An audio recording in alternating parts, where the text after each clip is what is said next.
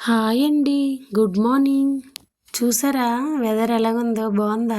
చూడ్డానికి మీకు అక్కడ బాగుంటది కానీ మాకు ఇక్కడ ఫేస్ చేయడానికి చాలా అంటే చాలా కష్టంగా ఉందన్నట్టు. ఇప్పుడు మార్నింగ్ టైం ఎంత తెలుసా? 7:45 అండి.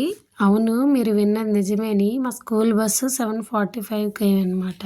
7:45కి బస్సు ఏ సైడ్ నుండి వస్తుందో కనిపించడం లేదు. చూసారుగా బస్సు అసలు కనిపించడం లేదు దాదాపు దగ్గరికి వచ్చే వరకు. ఇలా ఉంది సిచ్యువేషన్ ఇక్కడ.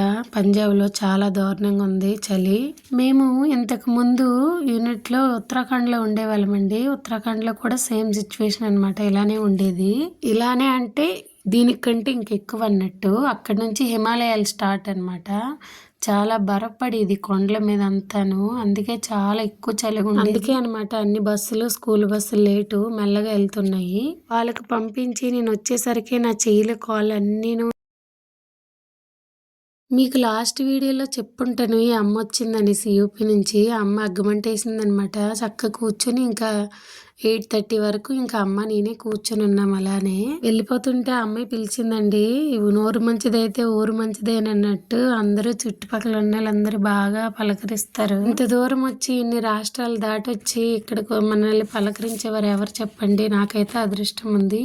Do subscribe. బాయ్.